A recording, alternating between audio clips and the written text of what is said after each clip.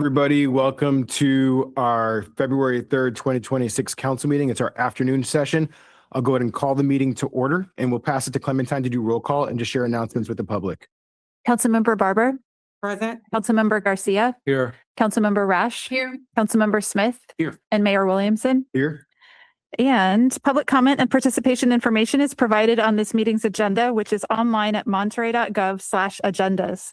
In-person attendees, please keep your electronic devices muted to prevent audio interference. Consistent with the First Amendment and the Brown Act, individuals have the right to speak at public meetings, which includes the right to criticize or support city policies or actions. The city encourages your uninhibited and robust feedback on public issues affecting the city. Thank you for participating. Thank you, Clementine.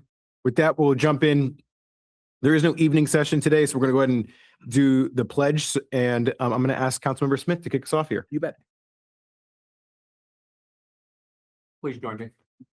I pledge allegiance to the flag of the United States of America, to the republic for which it stands, for one nation, under God, indivisible, with liberty and justice for all. Thank you, Ed. And with that, we'll roll into presentations.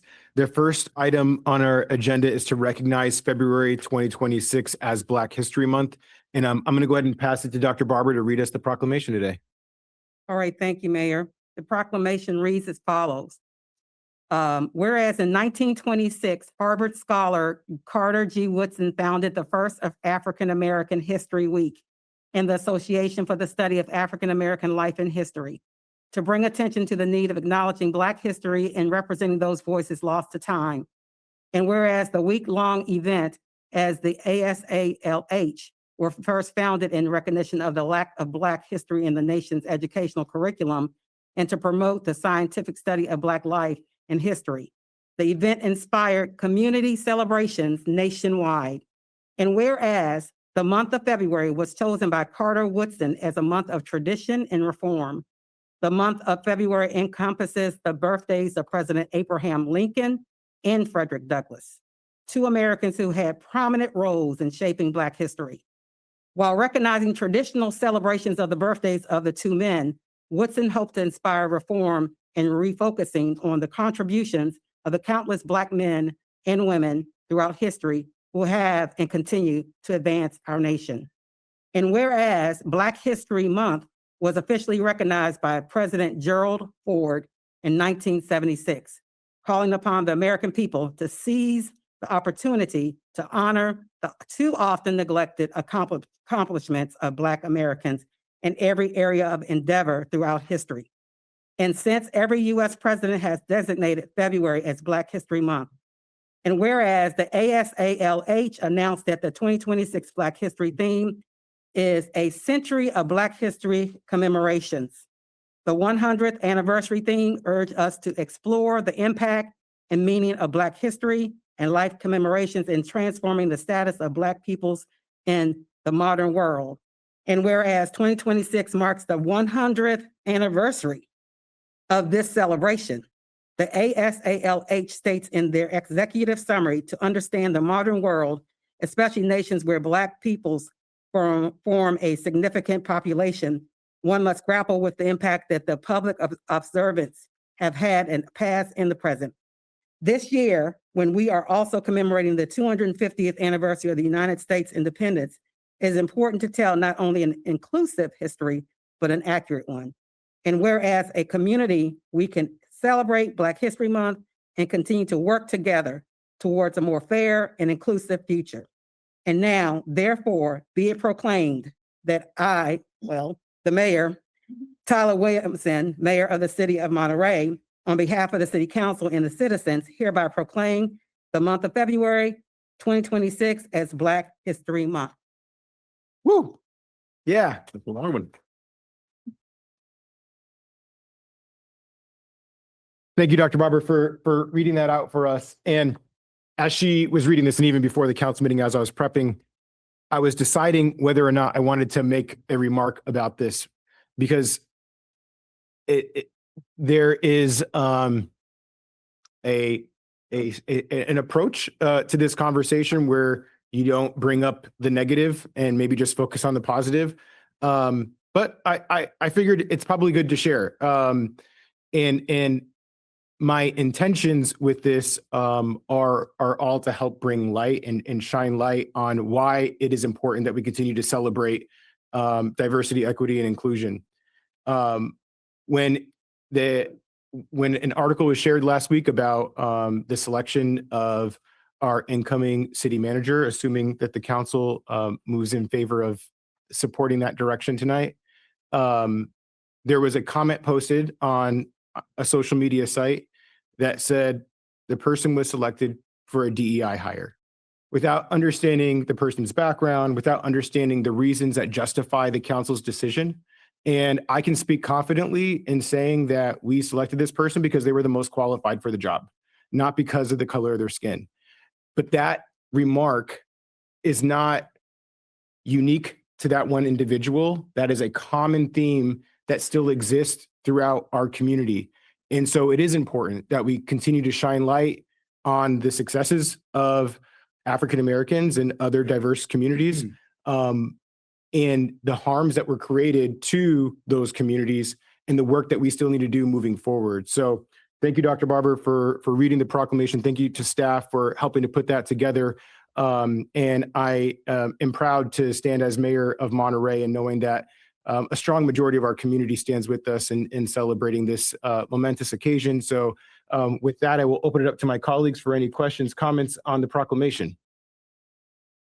Just Please. I'm proud to be part of it, proud to be on a city council and to be in a city that we recognize not only the diversity, but the backgrounds, regardless of the color of our skin and the background. We welcome everyone.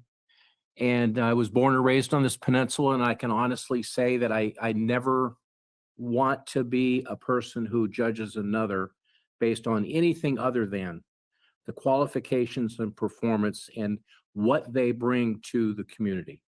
And so proud to be part of the council that represents that.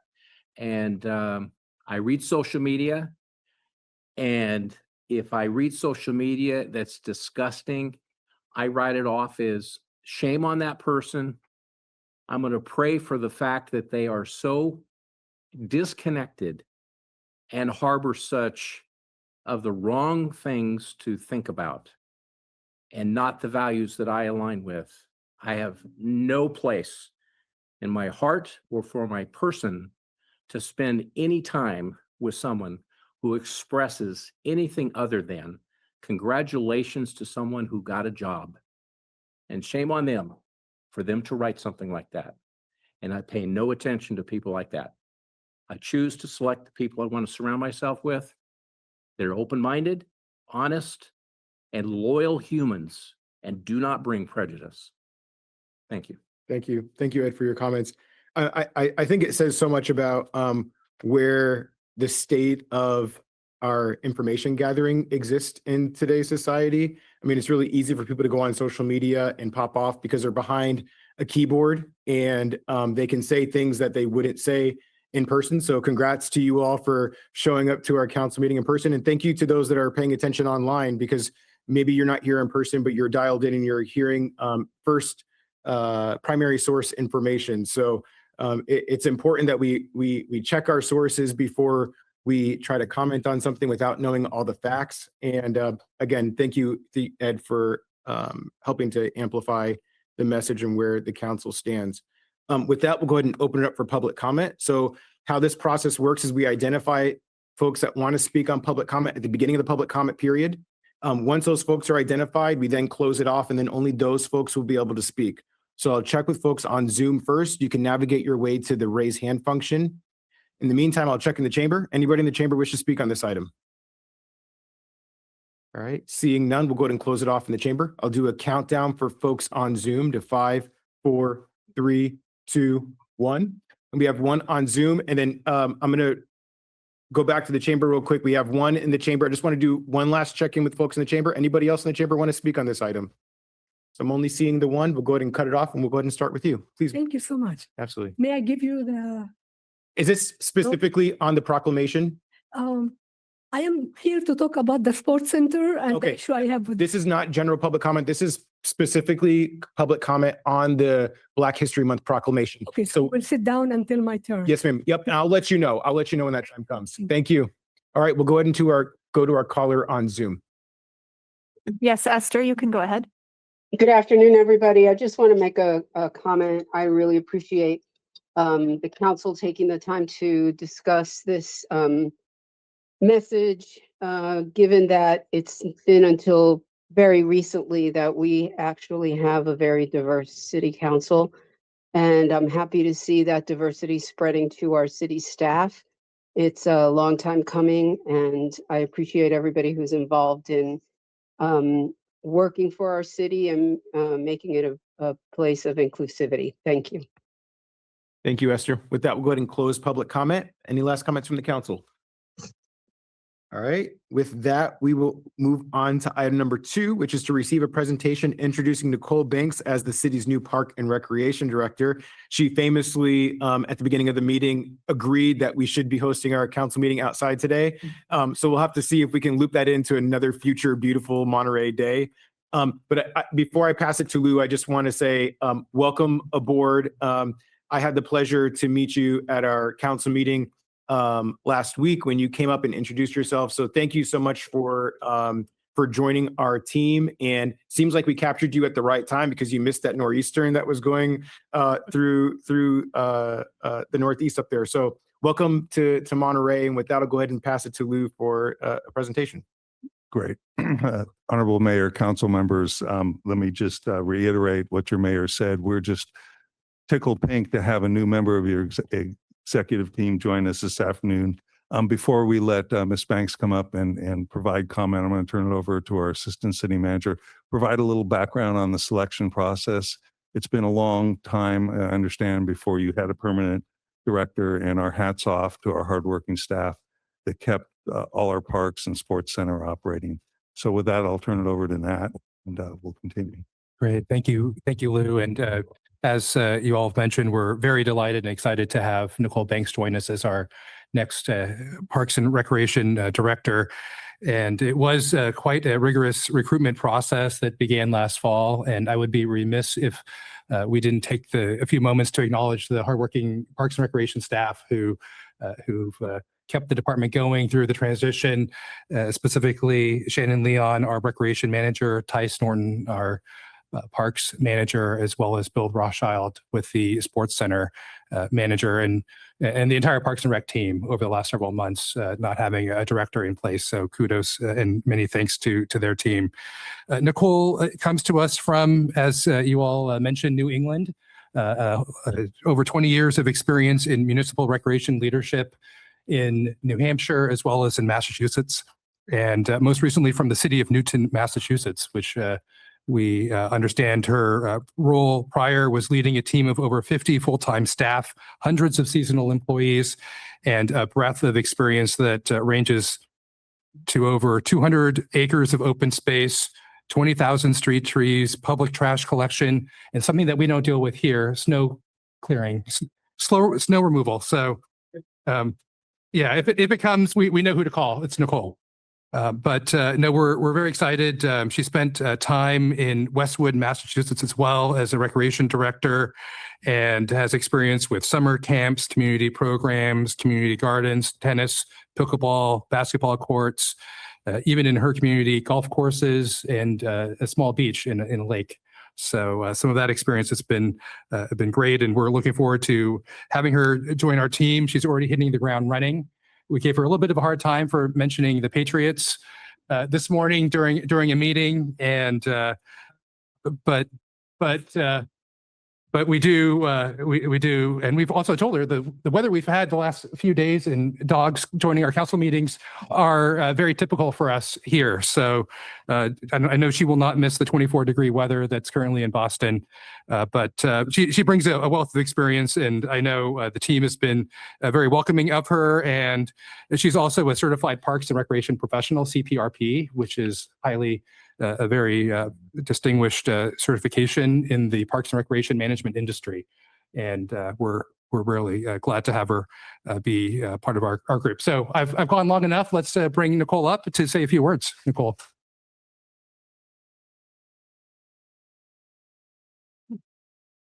Thank you, Nat. That was nice, and you'll hear a couple repeats because I didn't check your notes first. Mayor, council members, city manager, and members of the Monterey community, good afternoon.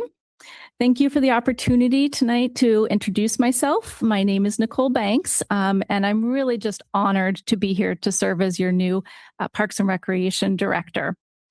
I wanted to begin by saying how grateful I am for the trust that you've placed in me.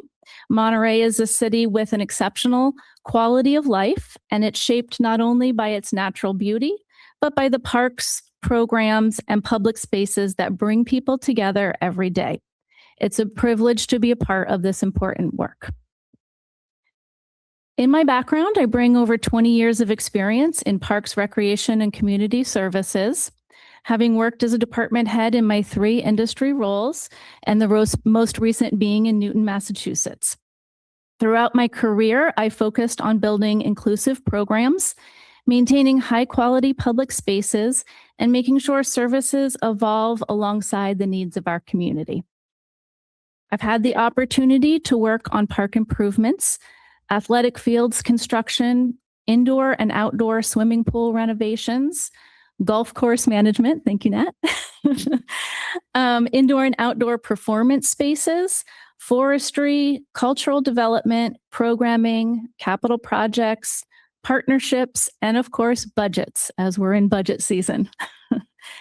One lesson has stayed consistent. The best parks and recreation systems are rooted in strong relationships with residents, staff, and partners alike. As I step into this new role, my vision for Monterey Parks and Recreation is centered on 4 guiding principles. First is stewardship and sustainability. Monterey's parks, coastline, and recreational facilities are truly special. My goal is to ensure that they are well cared for, resilient, safe, and sustainably managed, so they will continue to serve our community, both today and for generations to come. Second, access, equity, and community connection. Parks and recreation are often the front door to city services. I want to make sure that our programs, facilities, and public spaces are welcoming. They're accessible and they're responsible to the diverse needs of Monterey's residents, children, seniors, families, and visitors alike. Third is strong partnerships and operational excellence. Parks and Recreation departments often work with virtually every other department based on the broad range of services that we provide. From public works and planning to finance, public safety, libraries and culture, historic services, administrative services, collaboration is absolutely essential to getting the work done. My focus will be on strengthening those internal and external partnerships while maintaining fiscal responsibility, transparency, and a high standard of service delivery. Fourth is investing in and supporting our staff. The strength of this department and really any city service comes down to the people that are doing the work every day. I am committed to fostering a positive and supportive workplace that values professional development, clear communication, and staff well-being. By investing in our team and giving them the tools they need to succeed, we strengthen our ability to serve the community consistently and effectively. As I get started, my immediate focus will be on listening, getting to know our staff, and understanding current projects and challenges. We have really hit the ground running in my first week. Also engaging with the community to learn. I want to hear what is working and where we can continue to improve. I'm very fortunate to join a team with deep institutional knowledge and a strong commitment to public service, and I look forward to supporting their work. They are true professionals, and it is an absolute privilege to get to work along coworkers of this caliber. I'm excited about what's ahead and committed to working collaboratively with City Council, City Manager, and our community to continue strengthening Monterey's parks and recreation system. I want to thank everyone again for the warm welcome. It has been an amazing experience during this first week, and I'm going to work to keep everyone informed as all of our shared work moves forward. Thank you.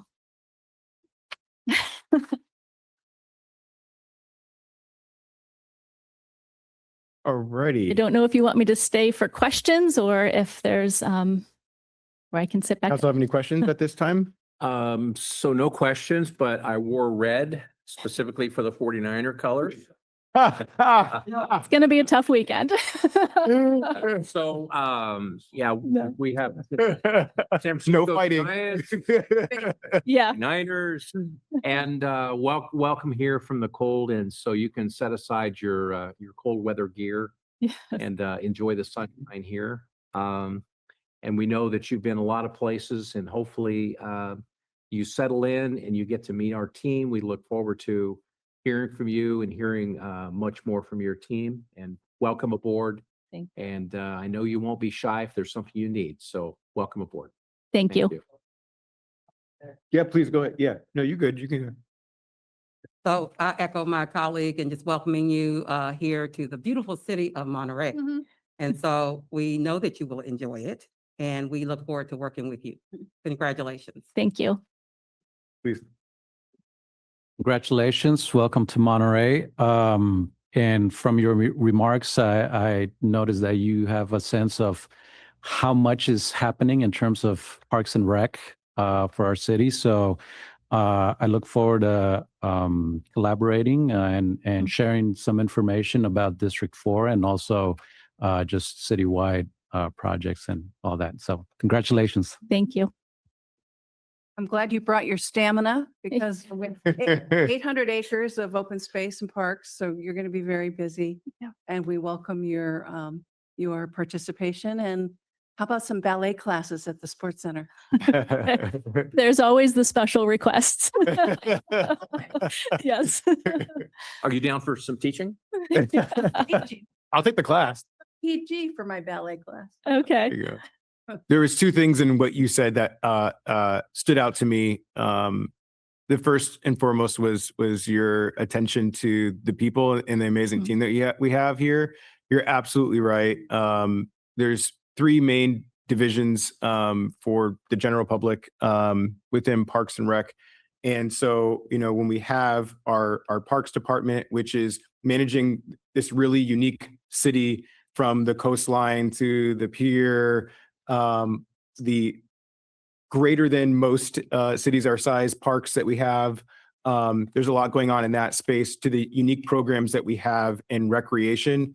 I keep hearing constantly from people all the time about programs like Camp Kiansabe.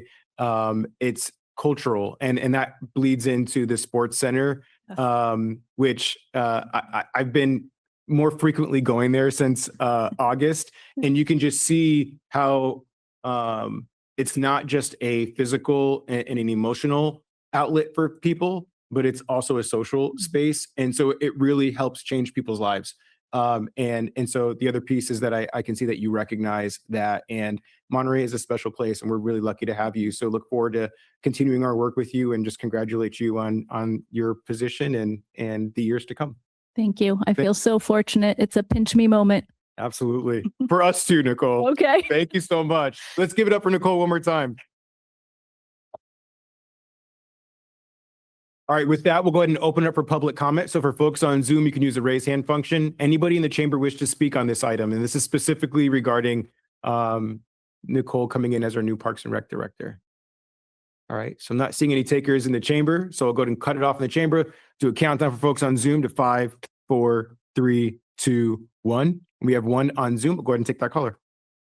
Esther, you can go ahead. Hi, Nicole. My name is Esther Malkin. I'm the president of the Neighborhood Association adjacent to Laguna Grande Park. I also want to welcome you and reiterate how we are very lucky to have a great staff that I've worked very closely with, and I'm sure we will have the opportunity to work together a lot on this park. And you're definitely here at a good time because we have great weather right now, and it normally is great, but this is really great. So I look forward to meeting you and helping you understand this particular park's special needs and anything else that I could possibly help you with. Thank you. Thanks, Esther. With that, we'll go ahead and close public comment. And her comment actually leads to a whole other thing with our city. It's like, oh yeah, this is nice weather, but the other side of it is like, it shouldn't be like this right now. Climate change is real and we have sea level rise. So all those elements I'm sure you'll be involved with as well. So again, welcome, Nicole.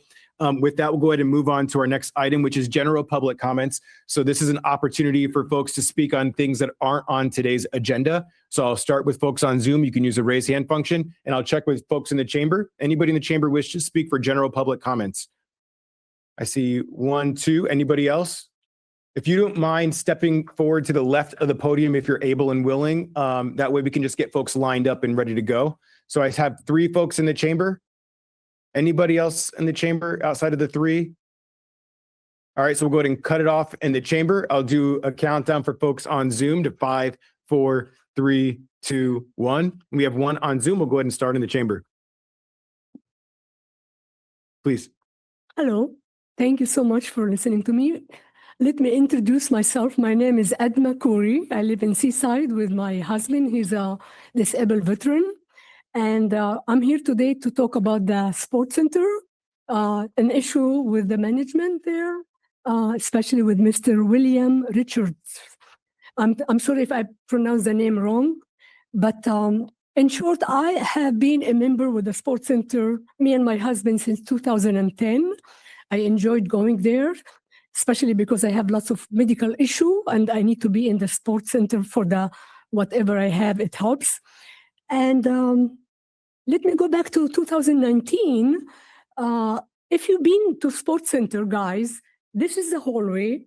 And to the left, you go to the women's washer. To the right, you go to the men's washer. The men's washer, you have a big hallway until you arrive there. The women's, you step 1, 2, and you're already inside. So in 2019, I was there. After I swam, I was naked, and a gentleman entered. I was shocked. I was traumatized. And I talked to the lady that was a manager there. I forgot her name. She was very nice, Dr. something. And she understood the situation. I come from a very traditional family. I don't want anybody to see me naked except my husband. And I have the right for that. So I felt like my privacy was, whether he did it on purpose or accidentally, I don't know. But because the door was open, I talked to the doctor there and she said, oh, okay, so we are fixing it. There is a problem with the push button and we are fixing it. And she tried and she tried. She fixed it for a while, but then there was a COVID. We went to COVID. We came back from COVID a year and a half after that. The door was open. And then Mr. Bill came to be the manager. I talked to him and he said, I'm sorry, there is a problem there. There is something going on and we are fixing it. And then after that, he said, we fixed it. So for a while it worked. And then again, it was open until I had to talk with him and another lady who was manager here. She came and we sat down and he said, okay, because we understand your situation, you had a trauma, somebody says seeing you undressed, we will allow you to be in the swimming pool for an hour and a half. We will close the door. When you leave, we will open it until we fix the problem. But guess what? The problem never fixed. Every time Mr. Bill will come and give me another reason why it's not closed, another reason why. Until the day of August 4, I asked the lady who was manager there, so please, can you close the door? Because I want to use she said, no, from now on, we're not closing the door at all. The door will stay open all the time. I said, but I have an agreement with the manager. No, the door will stay open. She said, talk to him. I said, okay, is he here? She said, no. And then I went home and I found a letter. He sent me a letter suspending me for 6 months, saying not come for 6 months. Ma'am, I'm sorry. I don't mean to cut you off, but the timer is going off. What I would ask you to do is maybe a great time for Nicole's introductory here. If you wouldn't mind maybe connecting with her and seeing if staff can assist you. I just need to sit with somebody. He's refusing to see me. Yep. Sorry. Send him an Sorry. email. Yeah. And I apologize. The only reason why I'm not allowing you to continue talking is because if I do that for you, everybody else will have the same right. And I just want to make sure that we're fair to everybody. So if you wouldn't mind connecting with Nicole, and hopefully staff will be able to assist you in addressing Nicole right here in the front row. Nicole, thank you so much. So can I get these back if you are? Awesome. Thank you, ma'am, for coming to speak. Thank you so much. Thank you. Hello, how you guys doing? My name is Mohammed. Me and my siblings, we own the 2 local businesses in downtown Monterey, Menacier's Crepes and Nacho Business. We're a part of the board in Old Monterey, and we just had a complaint about, we constantly have these people, some of them are homeless, some are not, that are constantly interrupting and really corrupting that area in downtown Monterey. It's a great area for tourists, a beautiful area, but when tourists come and they see these people trashing around our shop, they see people, loud music, which is illegal, loud music, and we've repeatedly complained about this. We've told the police about it and stuff like that, and they come in, but they keep coming back. They just keep coming back, and we're just asking for the security, because we know there's security that comes until 5 p.m. We're just asking for an extension of that, because mostly they'll be at night, like 7 a.m., 6 a.m., 7 p.m., 6 p.m., something like that. They smoke marijuana, it's a very strong smell, all that stuff. And it's just dysfunctional, to be honest, to be frank. And we're just looking for an extension of the hours for the security. And that's all. Thank you so much. Awesome. Thank you for it. It may be good to connect with staff just to kind of provide any additional information to them. And for the record, during general public comment, just for everybody's awareness, we don't engage in a conversation because it's not an agendized item. We have to publicize that. So we usually just pass off to staff to make sure that everybody has a warm handoff, and hopefully we'll be able to get the issues addressed. Alrighty, sir. Hello, Mr. Mayor, members of the City Council. Good afternoon. My name is Bill Duros. I'm formerly a resident of Monterey.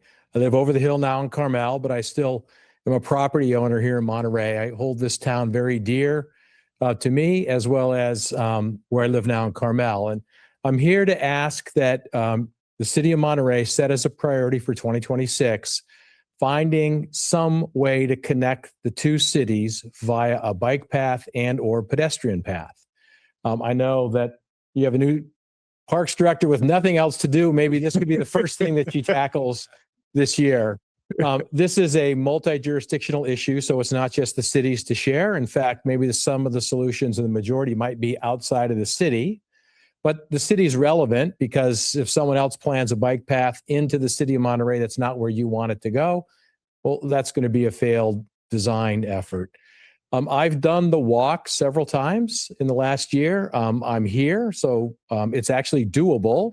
But I can also tell you there are parts of it that are quite terrifying, to walk along Highway 1, to cut across off-ramps from the highway. Same is true. I've ridden a bicycle there. Maybe the risk goes down a little bit because you can pass through more quickly, but it's not inviting and it's not encouraging. And yet the city of Monterey, like the county of Monterey, the city of Carmel, TAMC as well, all have projects and goals to reduce the impacts of climate change.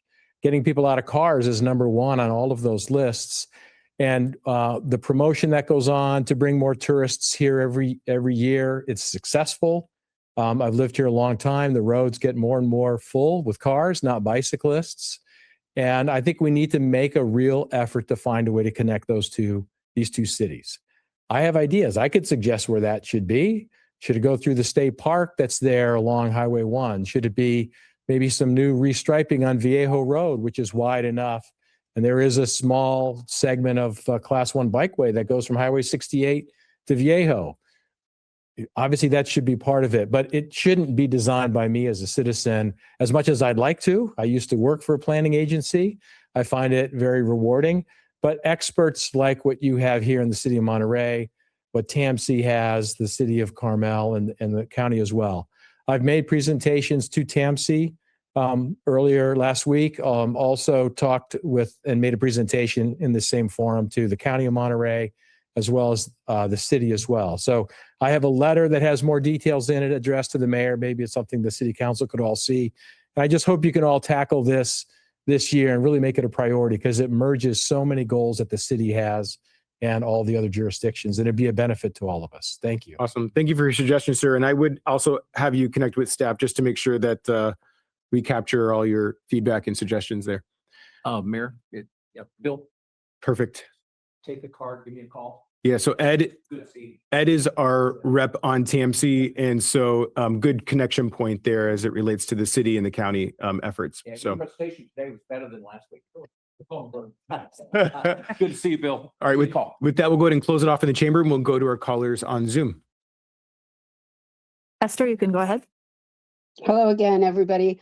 I'd like to request that the council in the near future agendize addressing the border between Seaside and Monterey, which runs along Laguna Grande Park.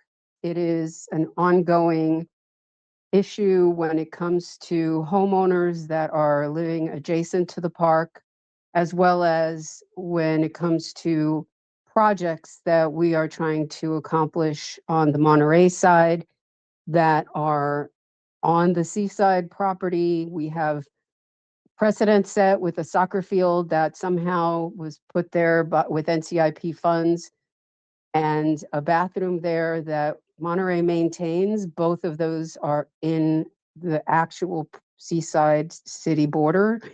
So this is a problem that we've been encountering for well over a decade. Previous leadership of the city said they would address it and have not. And the problems only have continued to come up in various ways. So I'm hoping that it can be agendized after some staff research, and as well as even the legalities of it, because there is a JPA that has their hand in the whole park. And if somebody gets hurt at the park, it's a liability to all three agencies involved, the two cities and the JPA.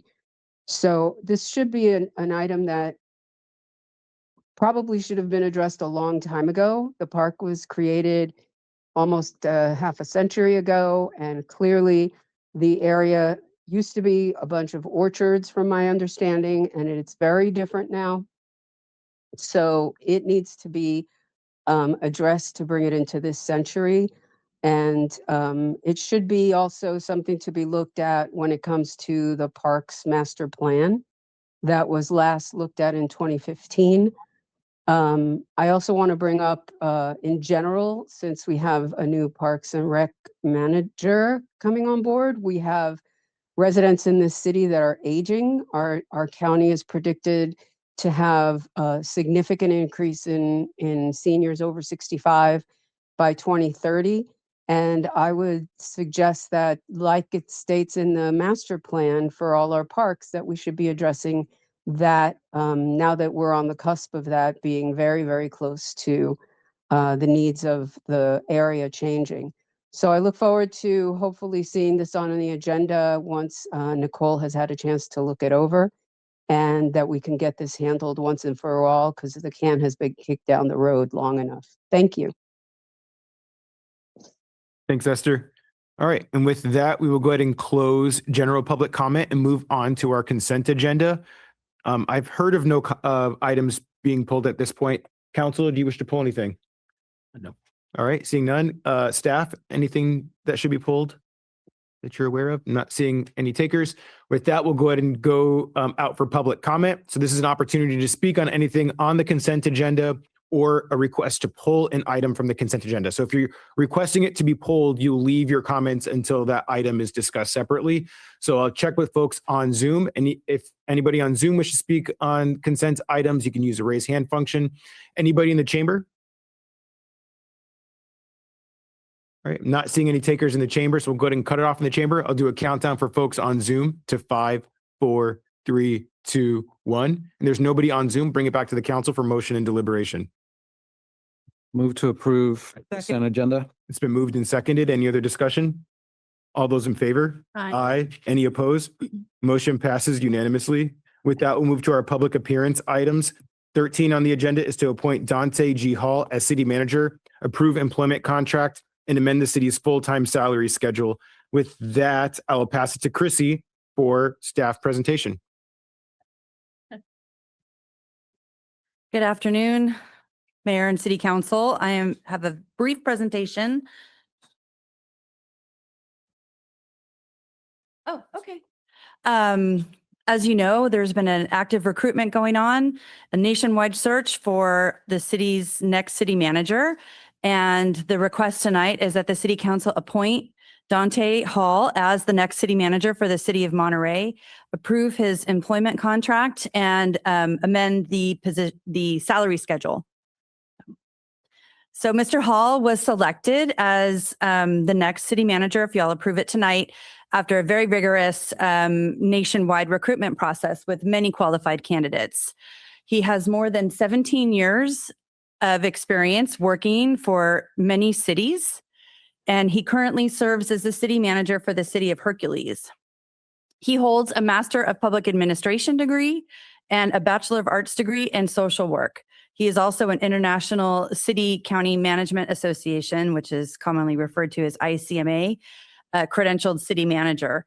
And as indicated in the agenda report, he has a depth of experience at all levels of city government, from a community development director position to housing issues to assistant city manager and city manager. So he has the breadth and depth of experience that the City Council was looking for in this recruitment process. Next slide. So the Brown Act requires that the city publicly hold a session where the amount of the proposed contract is disclosed and the public have an opportunity to comment on it. This is a little bit different than the amount that was published in the agenda report because Mr. Hall is a PEPRA employee and not a classic employee. That probably doesn't mean much to most people out there. Basically, PEPRA is a reform to the retirement system, and newer employees, or if you had a lapse in service for a period of time, you become a PEPRA employee. It actually saves the city money over time, although it does look like it's a bit more, and that's just because of the contribution. But over time, it saves the city money. So in some, the request is for a base salary of $320,000 plus benefits and retirement and a relocation stipend of $15,000, resulting in $461 and change that will be prorated for the rest of this year, as his start date is anticipated to be at the beginning of April. And then it also shows, pursuant to the contract, 3% cost of living increases, which would also take place in April of those fiscal years. And so next. So with that, I'm recommending on behalf of the City Council, pursuant to closed session direction, that Dante Hall be appointed as city manager, that you authorize the employment contract to be executed in a form approved by my office, and that the full-time salary schedule be amended. Awesome. Thank you, Chrissy. And thank you for all your help throughout this entire process. You're welcome. And I also want to thank the council for the great amount of deliberation that went into this. It wasn't an easy decision. We had, I believe it was 57 applicants, somewhere around there. So there was a lot of interest in this position with a lot of qualified applicants. And I think it goes to show how much there is a desire to want to work in a city like Monterey. It kind of goes to the point earlier around the amazing team that we have in the city of Monterey. And I'm just really excited to have Dante come on board. And similarly to how Nicole shared in her remarks earlier, I know that one of the things that he's excited to do and is going to be his tact when he comes on board is to listen and develop the relationships and hear from all the different stakeholders, which there are not a shortage of in the city of Monterey.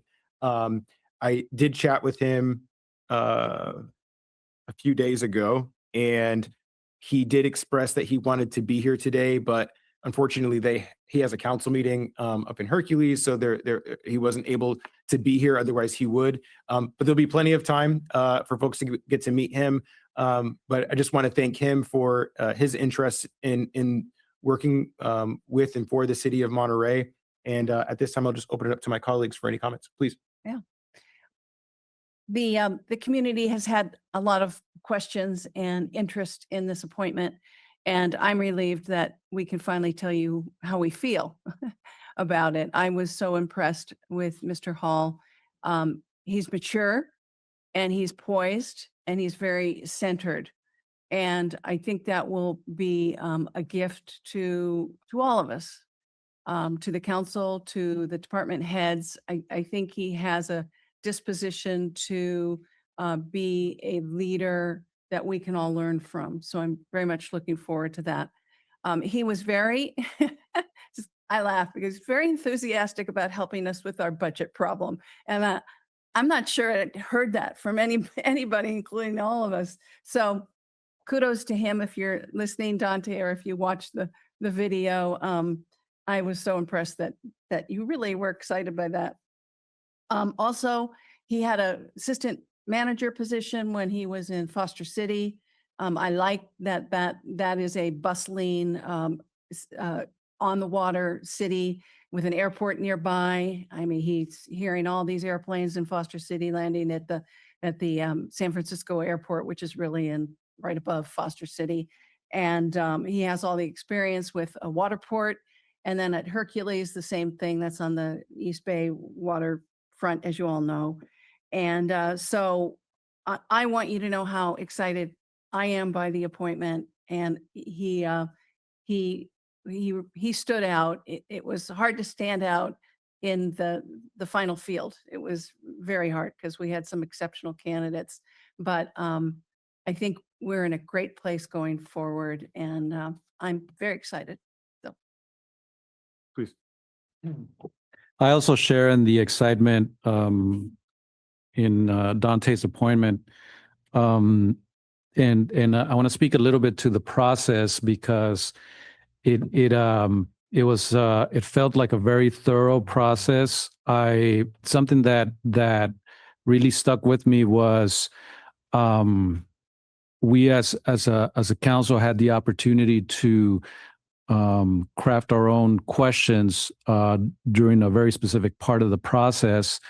And I was very pleased and impressed by my colleagues who brought very insightful questions to the process, which once again reminds me of how each of us here really has the best interest of the city in mind, and specifically for selecting a candidate to fill a position that's very important for any jurisdiction. So I just wanted to share that. I think it's important to highlight that. I'm very excited about what Dante brings to the table. His experience, I think, is very impressive. I think there are many things that he will bring to our city that we are in need of. So I'm very excited for Dante and excited about the appointment. Thank you.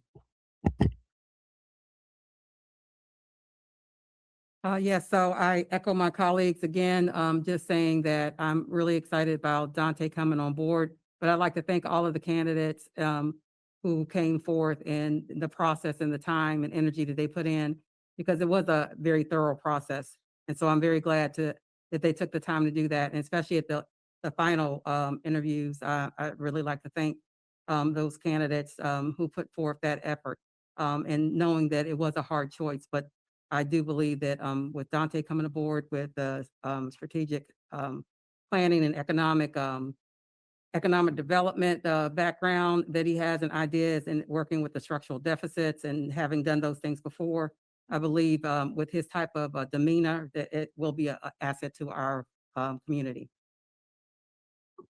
Yeah, thank you. Yeah, difficult choice.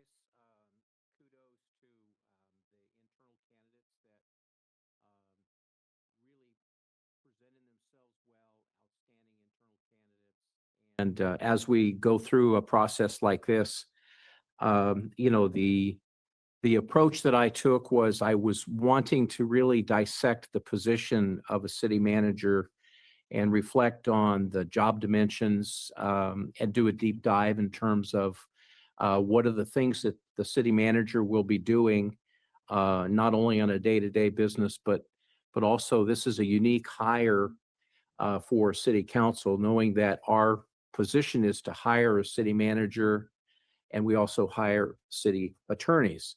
So those are our two employees. So everything we want to try and do as a city and vision and carry out our public service with a mission is through that city manager. And that's a unique position to be in as a council member. So I drew on some experiences, and I was just counting up a couple of days ago that I actually worked for 8 different city managers in my public sector time of service. I've also, as a city council member, had 2 different city managers, and the third as an interim is Lou Bauman. So I've had a lot of experience in weighing and measuring the demeanor, the ability for them to interact and build relationships, build trust, and create the basic team that works in very important work. And knowing that a city manager in the city of Monterey is only one of about 458 city managers in the state of California. So a very unique position, very important hire, very, very impressed with everything that we were able to see and weigh from Mr. Hall. So I look forward to seeing him come on board in April. And you know, the other thing is we did get some input from our community, and that was great. Part of the process is that we had the executive recruiter, and hats off to them following our direction and actually delivering what we asked for. And that was Bob Murray and Associates, and Valerie being the owner represented that.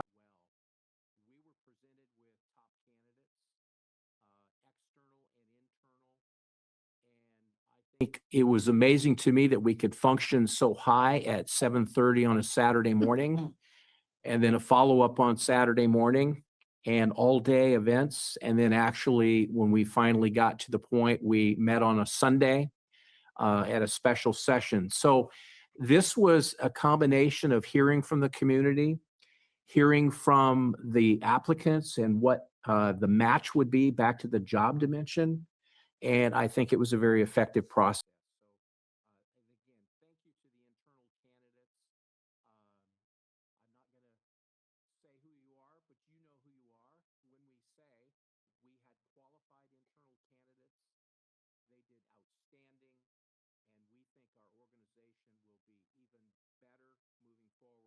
With a new city manager coming on board in April, because Mr. Hall is going to land and look around and see there is high talent, high achieving, maximum effort delivered by the entire organization. So I look forward to seeing him come and join our fine organization with the wonderful people we have that work here now.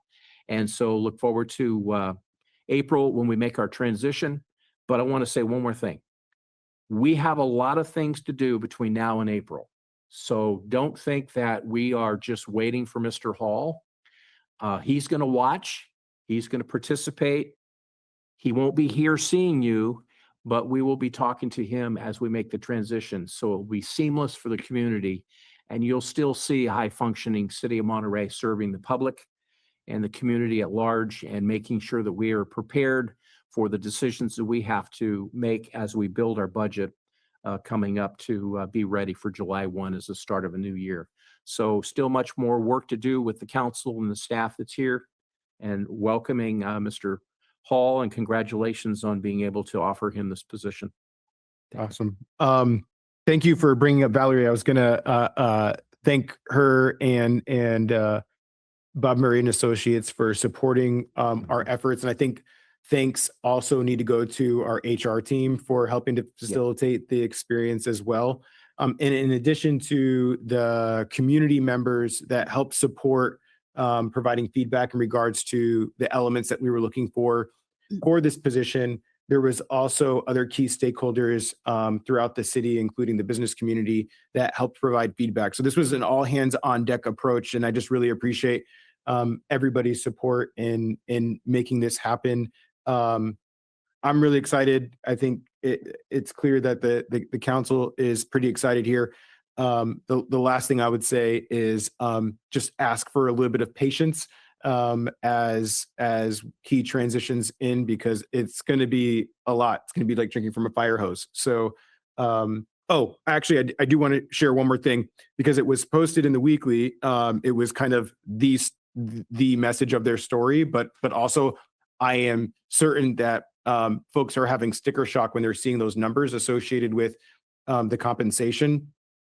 And what I would share is that when I got on to the council, seeing some of the higher salaries that are in the city of Monterey, it was pretty hard for me to grasp that and figure that out.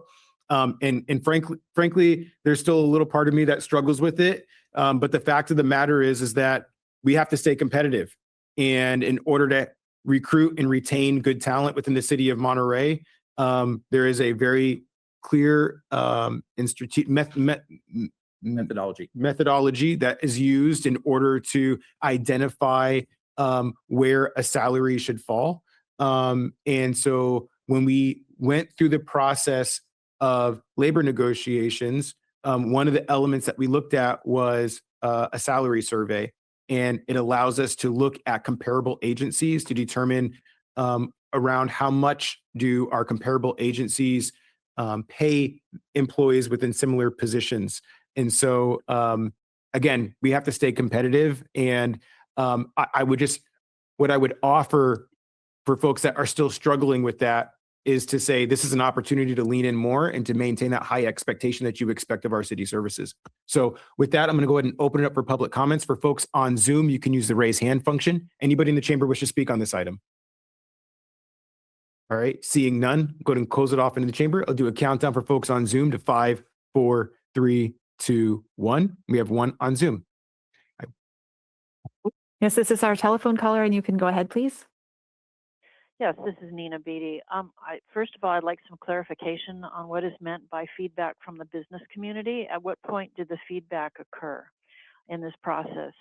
The city claimed that interviews would be confidential. I requested, in the interest of transparency and honesty, that the city confirm that all wireless communication devices, including smartphones, would be left outside the room.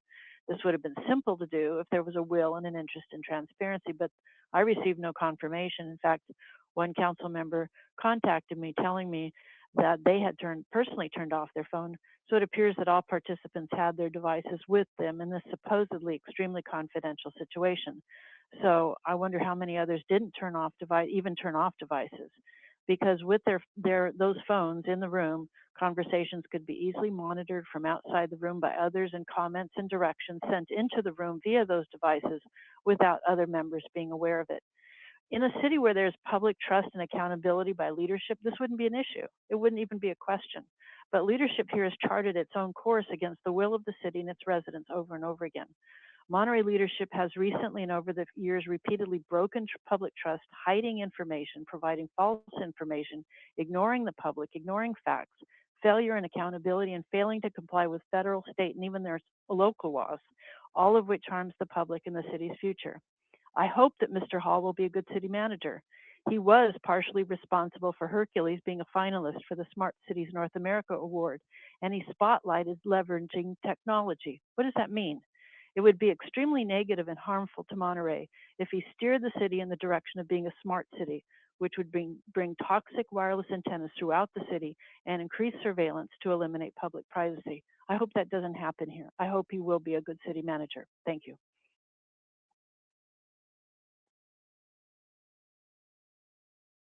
All right, give me 1 second here.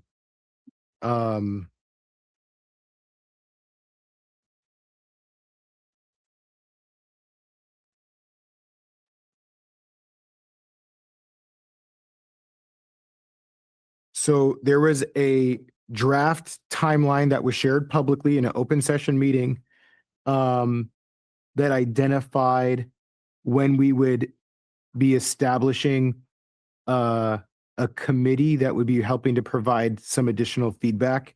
And I don't know exactly when it happened, but that was shared publicly. So there was nothing snuck in there. It was all publicly shared in regards to the timeline of the process. But that process happened prior to the application period closing. So it was all part of, actually before the announcement went out. So it was all part of us receiving feedback in regards to who we were looking for in order to make the selection in the process. The comment around phones, Ms. Beatty did contact the council in regards to her request to have us not have any electronic devices in the room. What I would offer as a response is that I haven't heard anything. I am open to receiving feedback if anybody has heard anything leaked out of the interview process. But frankly, we're all adults, and I'm not going to sit here and babysit the council. If we make a rule to not have electronic devices in the room, who knows if somebody has it in their bag or their pocket. Again, we're not going to sit here and police. We expect the council, and I think it is executed as it should have, to uphold the confidentiality of the process, just like all of our closed session discussions. We have our computers in the room, our phones are here. So there's not any difference in that confidential space as well. And frankly, emergencies happen. We're community members just like the rest of you. And I remember one time a colleague on the council had a family emergency that they would only have known about and been able to respond to by having their electronic device. And if we needed to, we could pause the session in order to make sure that we provide that flexibility. So I appreciate the effort in regards to trying to uphold the process. But I think we did exactly that. And nothing has shown me anything otherwise.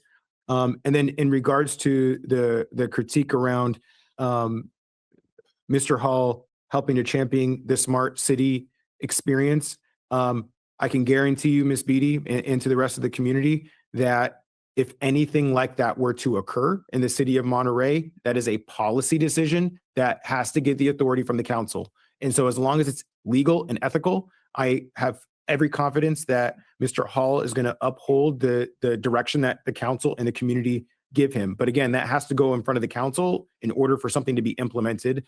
And we will make sure that we have an open, public, transparent process as it relates to that, and make sure that the community has an opportunity to provide feedback and input. So with that, I'll go ahead and make a motion to approve. I'll make a motion. The contract. Make a motion to approve of the contract. Second. We all want to. Who made the motion? I did. Okay, then I'll second. Motion and seconded. Any other discussion? All right. All those in favor? Aye. Any opposed? All right. Motion passes unanimously. Congrats, Dante. Whenever you see this. You'll see it tonight at about 11:30 when he's done with his council meeting. Exactly. All right. With that, we will go to our last agenda item for this I guess it's kind of approaching evening here. Number 14 is to authorize the city manager or designee to execute an agreement with Monterey County Office of Education for an amount not to exceed $120,668.40 for production and broadcast services. Before I pass this to Lou, I am just going to share that this is a really challenging decision, and I apologize if I'm stealing maybe a little bit of your thunder, Lou. But the city of Monterey has been utilizing AMP for quite some time here. And of course, we're going to allow some public feedback and input. So I'm not predetermining the direction this is going. In fact, I haven't talked to any of my colleagues about this, so I don't know where they all stand. But this is a difficult decision because AMP is rooted in Monterey. And these are our neighbors, these are our community members. And so the potential transition for us away from AMP, I know, is going to be detrimental to AMP and what that means to folks that are living within our communities. At the same time, it is important for the city to make sure that we're managing public dollars appropriately and as efficiently as possible. I just ask for everybody's grace, not just for the city, but also for our partners in AMP to just help with whatever the transition looks like here as we move forward. So with that, I'll go ahead and pass it to Lou for staff presentation. Thank you, member and mayor and council members.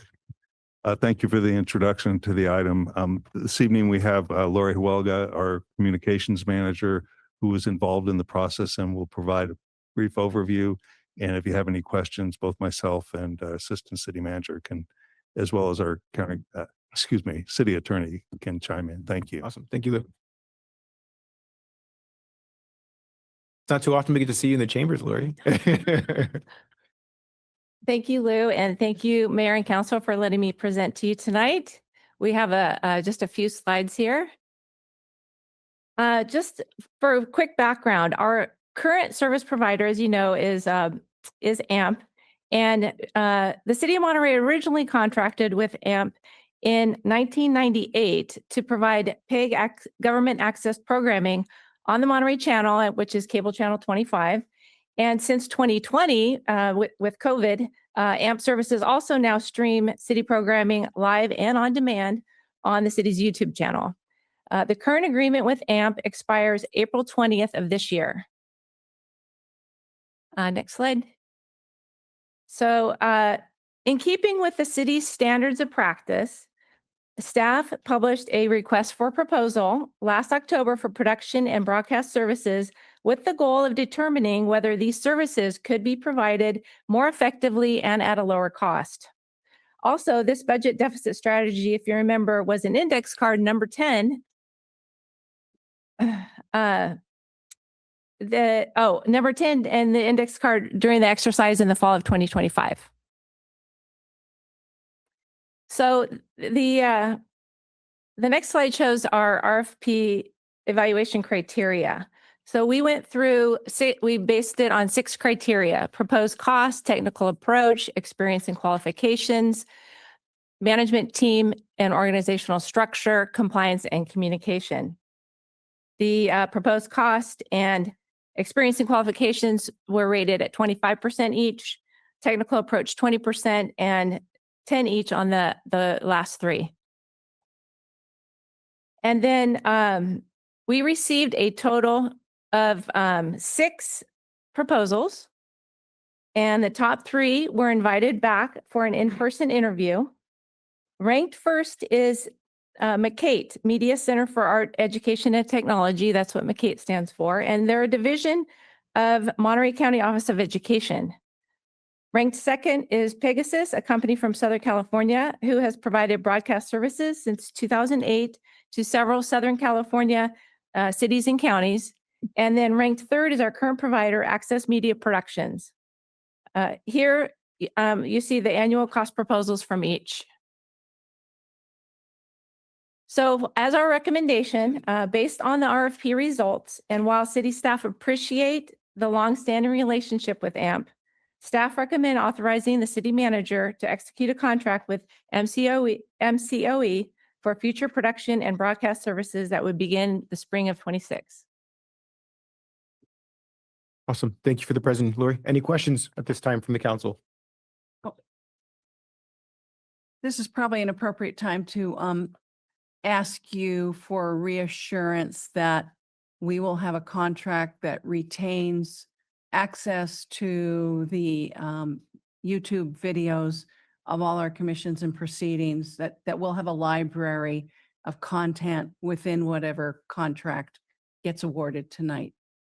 Our YouTube channel is managed by the City of Monterey. We have access to it, so that piece will not change at all. Okay. Could I ask a follow-up to that? Yeah.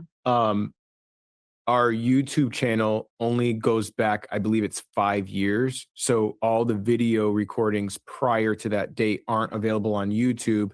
When I talked to Hans about this sometime last year, because I was trying to go back and look at a council meeting, he said that AMP had that. So I guess that's my question is how, where does that data reside, and will we maintain access to that even if it's not on YouTube? So we had we go with the retention policy. And right now the retention policy says that we should be keeping the videos for 10 years. And if the council, or I guess it goes back to council and would change that if they wanted to. Is that how that works? But we do have past videos, and we had it on a hard drive, and so they have it in the cloud, and so that those are still available. And I'm not 100% sure how far back they go, but I know I'm not sure if they go back to 1998. Technically, the minutes are the official record though. And those are always retained. Okay. Maybe a deeper conversation for another day, but I just wanted to make sure that we retain Right. in the data. It's important for the public to have access to that historical knowledge of what we were doing, and for the city to have it. So I would be real supportive of looking into assuring that there's some kind of library of retained of what we're doing. Okay. Any other questions at this time? Please, Dr. Barber. Thank you. So I was noticing in the packet how we had the breakdown of the technical approach in the management team and the compliance for the other two, for Pegasus and for AMP, but I didn't see, and I may have just missed it. I didn't see where MCAET breakdown is for that, what their approach is and their management team and compliance. Did I miss it somewhere? Are you referring to the agenda report? Yes. Let's see. And that was for the compliance with standards? You have on page Let's see. 80, you have the breakdown for the criteria. Oh, right. And Yes. then when you have the breakdown for the criteria, you have it for AMP, and I see it for Pegasus, because they were the second highest. And then when it comes to, then it goes straight to MCAET recommended by the city of Salinas, but it doesn't give the breakdown like it does for the other ones as far as the compliance and their approach. And I was just curious. So the weight is each of the 6 criteria were weighted the same for each of the 3. Right. I'm not asking about the weight. I'm trying to see if they had the breakdown of it, because they kind of talk about it a little bit, but they don't go into the same breakdown as they did for other than seeing the recommendation from the city of Salinas. I was just curious as to what that looked like for MCAET and their approach and management team and compliance. Yes, so their compliance and standards, all the broadcasting services that they provide comply with all applicable state and federal regulations, as well as any standards set forth by the city of Monterey. And they implement measures to ensure accessibility, which is a big piece as well. And they understand that whole accessibility piece and how it is evolving and changing constantly. Mm-hmm. And then they also provide Spanish subtitles. Mm-hmm. That's part of their compliance and standards. Okay. And then they do the post-production and upload to YouTube, as we currently have. Okay. And then they also say that they base the level of service. Let's see. Oh, they designate, a point of contact related to the scope of the work, Mm-hmm. and provide regular updates and progress and performance of services, just as we had requested. And then it says they'll submit an annual report summarizing the meeting's broadcast, technical performance, and any recommendations for service enhancements. Okay. Thank you. Yeah. Please. Thank you, Lori, for the information. Could you speak a little bit about the transition plan? And then I might have a follow-up depending on your. So there's just a little over, probably about 10 weeks. So they've already, they would take a look at what we currently have and take a look at the infrastructure here. And then they would talk with our IT and then basically get their service, their technology piece aligned with ours. And they've already, kind of, because they did the proposal, they've already had to figure a lot of that out. So it wouldn't be, just starting. They've already, taken a look at that. And then in terms of the technical piece, our IT has been involved with this process as well. So they're more in tune with exactly what that turnover process would be. I don't know if Nat, do you have any other, information on that transition part? The RFP, I think we talked about the transition timeline and the details. I think I wasn't part of the interview, but Lori, you and we had Clementine as city clerk and also our lead IT network systems analyst who is the lead for this facility, was part of that interview process, and I believe connected with MK directly about the transition, and they feel confident that we'll be able to make that switch. Yeah, and I do remember in our conversations they were confident in the time frame that there would, we felt like it would be seamless. So my follow-up is from the conversations that have been had regarding, say, hardware or software or anything equipment-wise, do you foresee staff having to come back to request additional funding for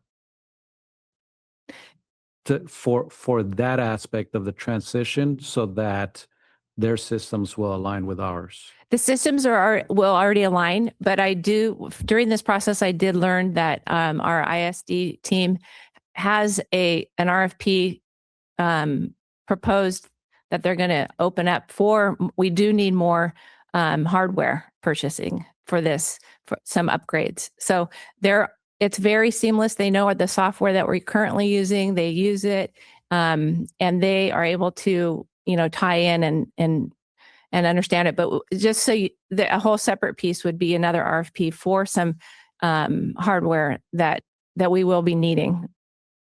And also that that hardware upgrade would be needed regardless of the vendor. We have some aging technology in the chamber. It's already been planned. Yeah. Thank you.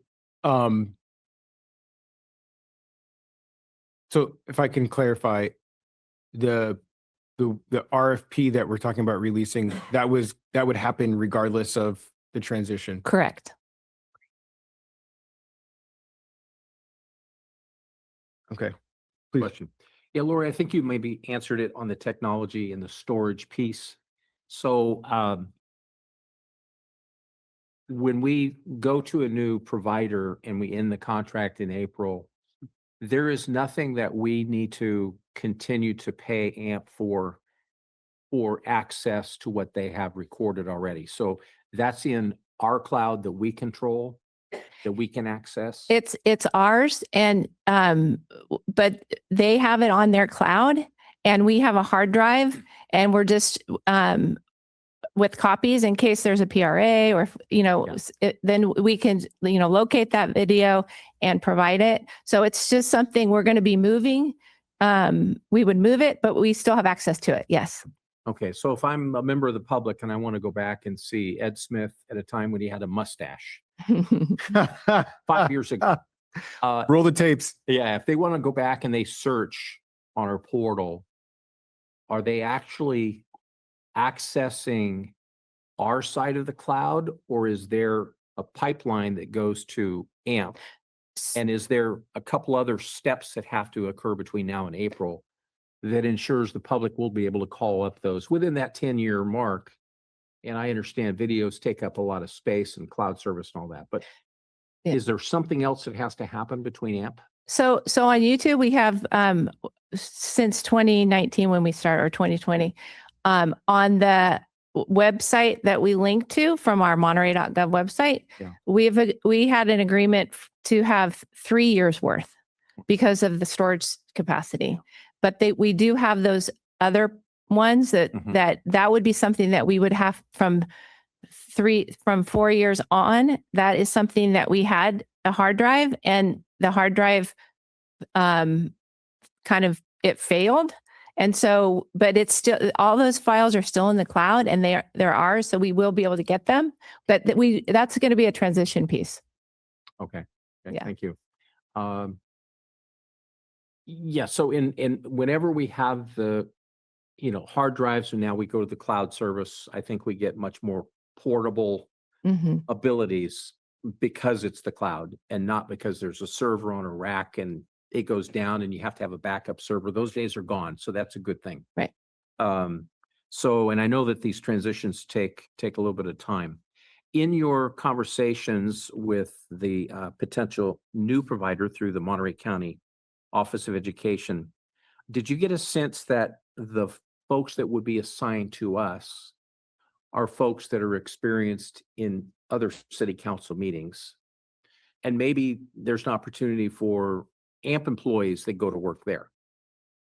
So do you have a sense of the employment pool that we might see that come to us? Yes, they have a very substantial training program, and they do over a lot of shadowing and overlap to make sure all of the specific pieces of where they work have multiple people being able to do that. Yeah. And I can't speak that if there would be additional opportunities, but that is obviously a definite possibility, but I'm not sure in terms of staffing. But Right. they did say that, they do, they have a good, stable learning facility that really helps them. And a lot of their students become staff and long-term staff. Mhm. So that piece was very impressive. Yeah. Okay, good. And just, that's all the questions I had. Yes. Please. To piggyback off of that, your question, because it said the city of Salinas, recommendation, is that the city council? That they actually were, videotaping?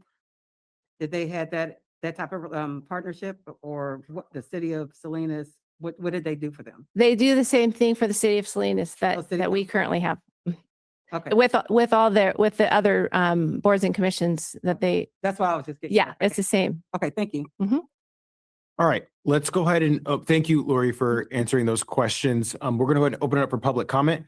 For folks on Zoom, you can use the raise hand function. Anybody in the chamber wish to speak on this item? I see 2 takers. Anybody else in the chamber? I only see the 2 that are coming up to the podium, so just want to make sure one last time. All right, so we'll cut it off to the 2 in the chamber. I'll do a countdown for folks on Zoom to 5, 4, 3, 2, 1. We have 2 on Zoom. We'll go ahead and start in the chamber. Hello, Council. Just want to say thank you for your service. I appreciate it. I'm here at a lot of different meetings. I do a lot of meetings for different entities and cities all over the peninsula. Apologize, nervous public speaker, usually in the back. But my name is Kodiak Adams. I'm a Carmel resident, actually. I've been working with AMP for 7 years, pretty much straight out of college. And just wanted to say, like, one of my first experiences with the city of Monterey was COVID hitting and sitting at a 12.5 hour virtual meeting on Zoom where everyone else from the city was getting laid off, and it struck me. The second big thing I did was getting a call from a friend, and a lot of the city employees were there, but it's helping with the Panetta Institute during COVID, and I was an integral part of that, and that was through my connections with the city and John Hiddleston, who's a professor at CSUMB.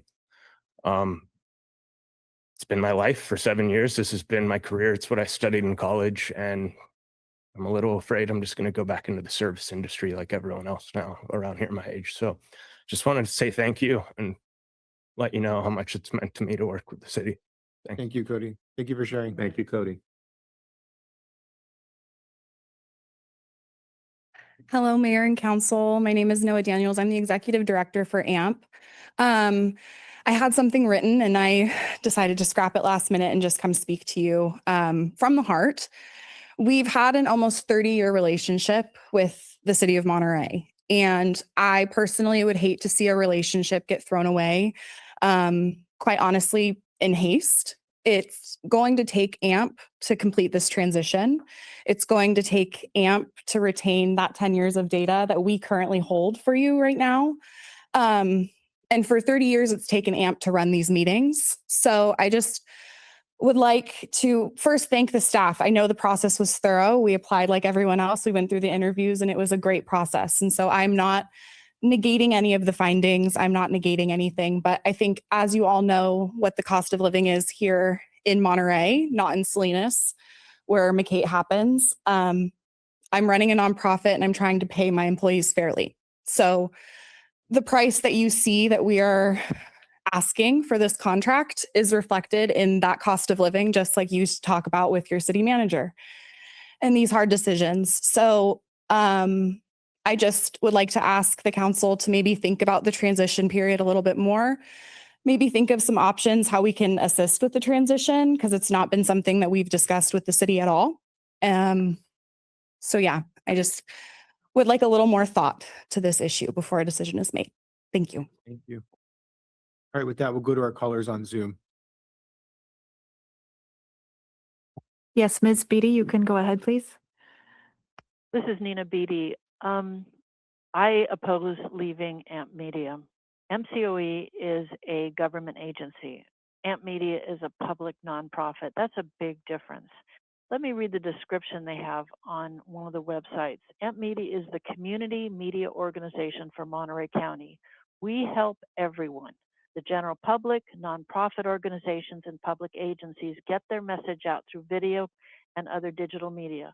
Founded in 1998 as Access Monterey Peninsula, a 501c3 tax-exempt group, we operate through community support, user fees, and funding from the cities of Monterey, Marina, Seaside, and Pacific Grove. And we offer the community broadcast and webcast of video programming on 5 channels. That's incredible. It really is when you turn on the TV and there's 5 channels of AMP. Training on the skills needed to create video programs, equipment for public use, including field cameras, studios, and computer editing systems, professional video production available at very affordable rates. AMP Media includes Free Speech TV, Democracy Now!, Zero Hour, Green Party, and local events with viewpoints differing from corporate news and government. Supporting AMP Media supports community access to broad information, and Monterey's involvement supports that continuing work and experience. By contract, MCOE is a government agency supporting government views and initiatives. In the past, I personally saw problems with MCOE problems and disadvantaged students, as well as making choices that impacted student health negatively. In addition, I hear people opposing government taking over the work of independent entities. This is one example of disempowering independent public-facing groups. The agenda report summary doesn't provide the small difference between MCOE and AMP Media's bid. It uses the old contract by comparison instead of the gap between bids, which is the true gap. $80,000 isn't a large gap for all the benefits that AMP Media provides to the community, and they've reduced their cost. For that experience, you have for that gap, you have their experience and the status of being a truly public media entity. Public access is not where the city can cut costs. Please retain AMP Media for all the benefits they provide. Thank you.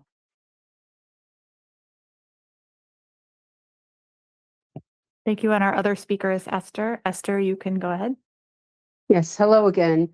I wanted to comment on, it kind of is difficult to watch this process happen when we go out for RFPs and we usually give some weight to whoever it is that's applying that is from here, as opposed to outside of the area, specifically the city.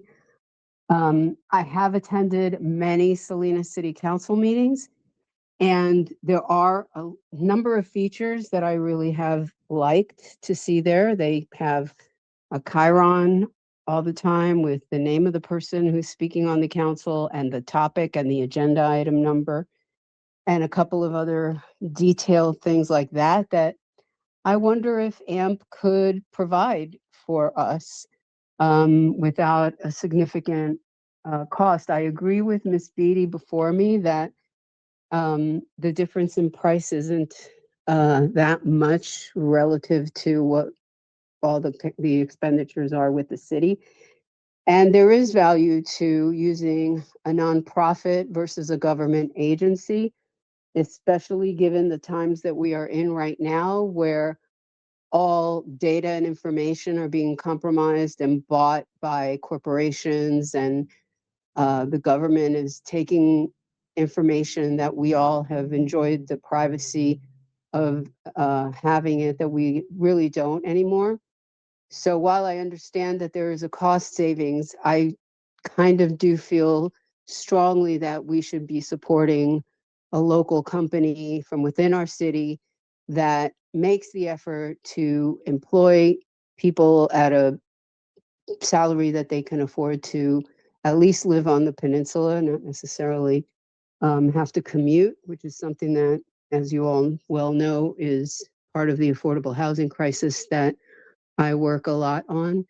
And so I understand the dilemma that you guys are facing, but I think this is an area that it should be considered, not just when it comes to cost, but I know you guys have a tough decision. I would personally like to see AMP stay. So I'm sure you guys will make the right decision. Thank you. Okay, with that, we'll go ahead and close public comment. Thank you for those who provided comment on this item. Bring it back to the council for motion and deliberation. Please, Ed. I've got one other question, and one of the speakers actually covered it. And maybe Laura, you can answer this for me. It's the Channel 25 government channel. So there's no loss of that. So the Channel 25 is still there for us to have access. But who is that licensed to? I don't know that answer. It's with, my understanding is it's with, it's a Comcast channel. So Comcast assigns different channels to, and that's assigned through 25. Our research has indicated that, there would be a switch with Comcast from the AMP feed into through Comcast that goes into our households, to businesses, those who have Comcast or subscribe to Comcast, and MCATE would do the same the way they do that in City of Salinas. MCOE would. Okay.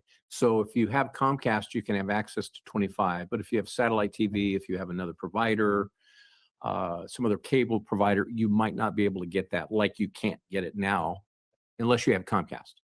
Comcast does. AT&T may. The 25 is known for we always say Comcast channel 25. Yeah. If for those who might not have traditional cable, Or if they have DirecTV or something like that. DirecTV, you go to YouTube, as most of the viewers do. The third option though is the live stream on the website. Yeah. Okay. That's the only question I had. Maybe this is not helpful, but is there an opportunity to pause for a week or two and see if AMP would lower their bid a bit and we could reconsider? My assumption is that we would have to cancel the RFP and probably re-release it, but Is there, here's maybe another way to look at it. There was criteria that developed and an RFP was issued. We have a purchasing process and rules to follow. Is there dissatisfaction with the criteria that was used, or what is the thought process here on? Well, I'll tell you mine. Mine is the history in the community for so many years. That does matter to me, and things that Esther said were spot on. We local employees. I'm probably the most conflicted because I was assigned to be on the board, and so I've gotten to know them all. And we all love David in the back room. Shake the door, David. And so it is hard. So I would defer to interim city manager Bauman if maybe it's best to continue this and we can look at it some more. Or so certainly if there's a consensus among your council that you'd like a little more time to consider this, one option is to continue this item to a time certain. We could either do that to the February 17th I think that's a pretty busy agenda. The following time would be, if I can ask Clementine. That's right. I would recommend the 17th, the next council meeting gives us some more time. The reason is if there is a switch to another provider, that needs to be planned sooner than later. And if the decision is to continue with AMP, then we won't have a problem in terms of the transition time. But it's a two-part question. Not only can we find a time, date certain going forward, but can we even procedurally ask AMP to offer a lower bid? I mean, is that even, am I making that up? Is it? Yeah, it's a competitive process where they are supposed to submit their best and final offer to the city, and those are all submitted in confidence and evaluated at the same time, open at the same time, and so it's challenging. So if there's new questions, new information that you could ask us to look into, we can do that. On the question, I and it kind of maybe gets a little bit to what I hear you saying, and the public comment as well. There's like that local factor criteria, and I don't know if that's something that is appropriate for us to include in the criteria that's used to determine ranking. Yeah, if the criteria were to change, and it sounds like maybe the council would like to maybe see a change in the criteria, we would need to develop that and issue a new RFP. I guess I just want to make sure, and I'll get to you here in a second. Ed. I just want to make sure that that's something that's appropriate, because my experience in doing this, I've heard over the years that we can't focus on a local preference kind of point for determining the rating. So I guess I kind of want to make sure that we're not pushing something to a later meeting for then us to ultimately make the same decision. I think we need to figure this out, and if the direction is to move forward in a certain direction, then that's the direction, and we go back through the process again. I don't know that the local preference that you're talking about is implicated here, because Monterey County Office of Education would be deemed local. But- And Sorry, I didn't mean to cut you off. no, I'm, the ordinary course of business, we did the RFPs, and there's a recommendation before you, and Is there a distinction that we can create in the criteria, though, that distinguish between like the peninsula versus like a wider scope, like the county where like Salinas might not get the same amount of points? I guess it's kind of maybe more. well, we don't want to craft an RFP to reach a conclusion. Yeah. So, But I think this isn't specific to this RFP. This is something that and the reason why I brought that up is because I've experienced this over time, and maybe there's something different about this RFP process, but I always have local preference, right? If somebody's providing a service in the city of Monterey or within our local community, to me, there is extra value in that, even if it costs us more, because you're keeping those dollars local. So it's not specific to trying to create a certain outcome, but I just kind of wondered. I think if I can have your indulgence, rather than answering these questions now, I think it'd be great if we had some time to think about what's the concern and see what some options may or may not be. Okay. Let me add that this is going to be one of 25 painful processes we go through. I mean, NCIP has been just miserable to watch them suffer. It's freezing positions. I mean, all of this is going to be extremely hard. So maybe I just have to toughen up, but it's difficult.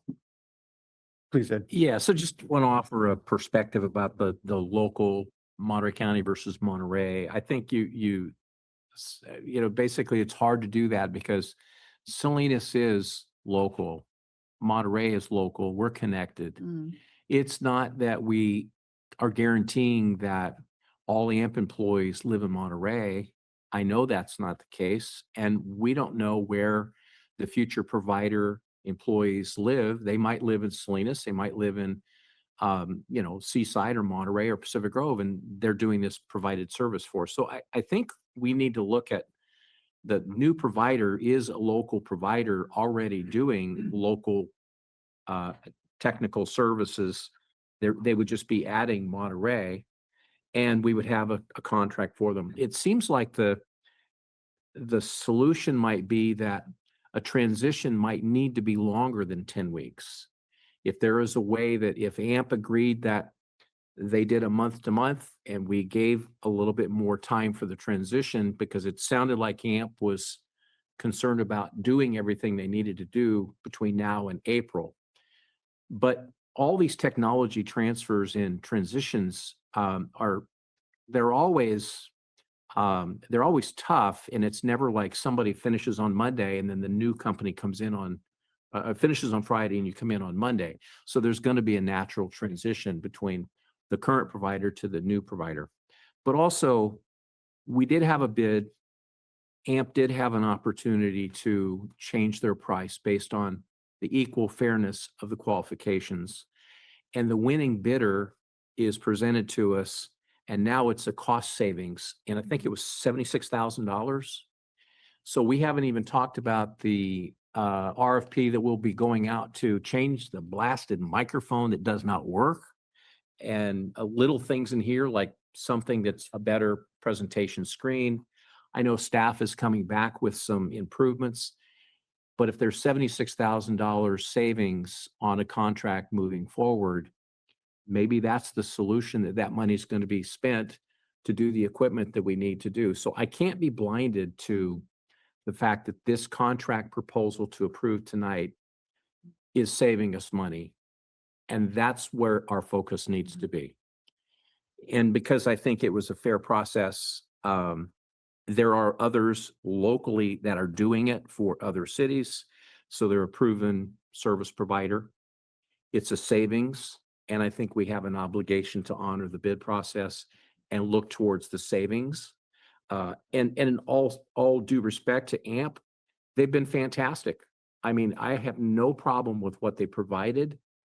They've been around a long time. The folks that have staffed our meetings, boards, commissions, and council have all been fantastic, on time, prompt, great solution for what we needed.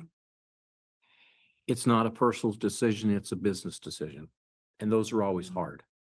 But that's my perspective, is I think we should move ahead.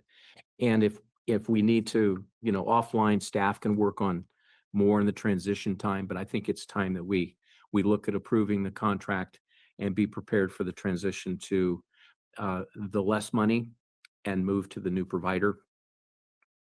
And maybe there's opportunities that some of the AMP and folks are still going to be employed in the business and may wind up working for the other provider. But the local, I kind of look at everything in Monterey County as local.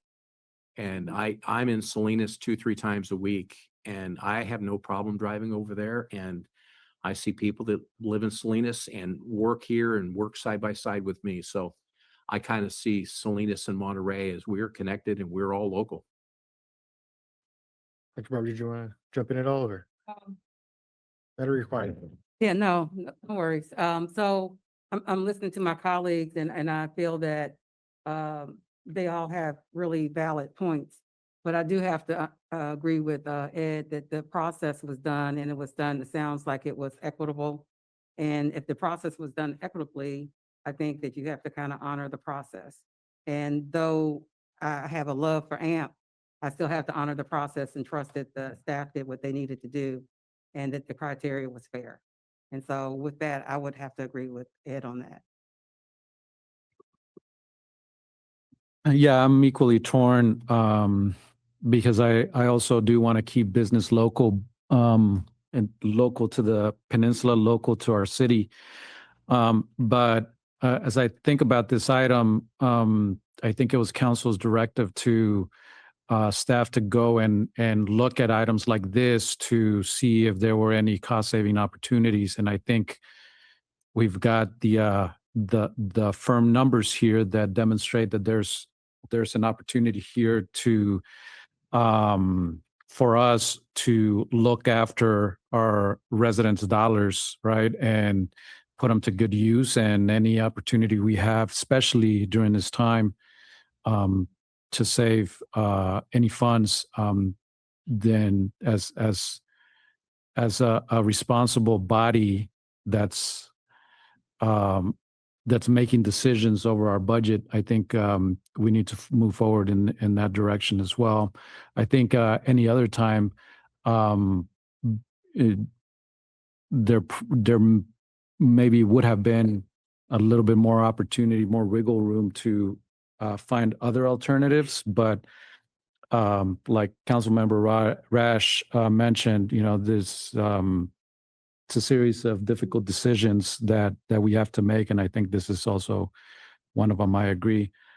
And also I think tonight's decision doesn't necessarily mean that there might not be other opportunities for business between City of Monterey and AMP. So I just want to,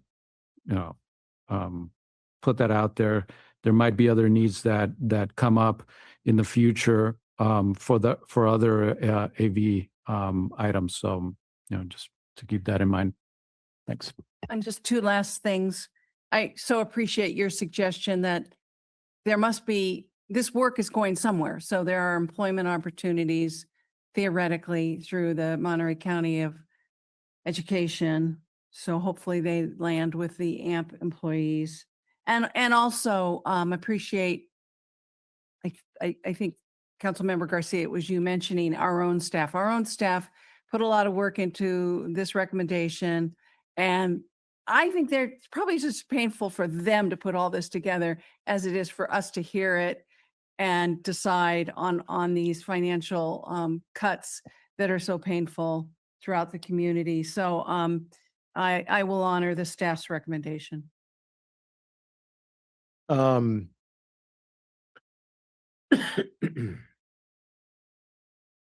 mean, clearly this is a challenging decision to make, and I think the part that makes it challenging is that we see you guys working back here every time we come back to get a snack, go to the restroom. Anytime that there's a technical issue, you're diving in deep with our staff, and we might talk about how hard it is for us, but it doesn't pale in consideration to the impact that it has on the staff of AMP. And so I don't want to, I don't need, and I don't think the council needs any sympathy in regards to the resolution of the decision. I just hope that we can find any opportunity to the point of, I think it was Councilmember Garcia, just like future opportunities that might exist there. The thing that also sits heavy with me is the fact that I think in the staff report, it's shared that we pay 52% of the AMP budget essentially. And so what are the implications of, so, I mean, it's not just a decision about the city of Monterey, it's a decision about the future of AMP. And that's a challenge. But here we are, and I don't know what this looks like moving forward. I hope that AMP and the staff know that beyond the confines of the contract and the decision that the council is making tonight, that we're here to partner and try to find opportunities beyond the relationship that we've had prior to today for the last 30 years. So on behalf of the city, truly want to thank the service that you all have provided. And with that, I'll go ahead and just make a motion to approve staff recommendation. Second. It's been moved and seconded. Any other discussion? All those in favor? Aye. Any opposed? Motion passes unanimously. All